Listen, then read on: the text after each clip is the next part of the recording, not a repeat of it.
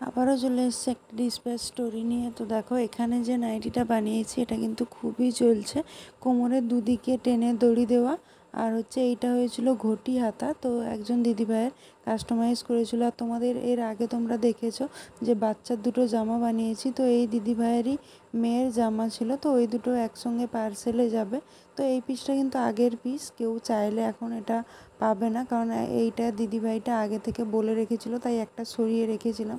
তো দেখো এখানে ভালো করে ভাঁজ করে নিয়েছি। আর বাচ্চার জামা দুটোর মধ্যে যেহেতু একটা, এই যে তোমাদের ফুল পিকটা দিয়ে দিলাম নাইটিটা, তো কেমন লেগেছে তোমরা জানিও। আর যেহেতু বাচ্চার জামা দুটো, একটা হোয়াইট ছিল একটা পার্পেল ছিল, আর এই দুটোই ডিপ কালার ছিল নাইটিটা আর ওই জামাটার, তাই জন্য সাদাটা আমি আলাদা একটা প্যাকেটের মধ্যে ভরে দিয়েছি।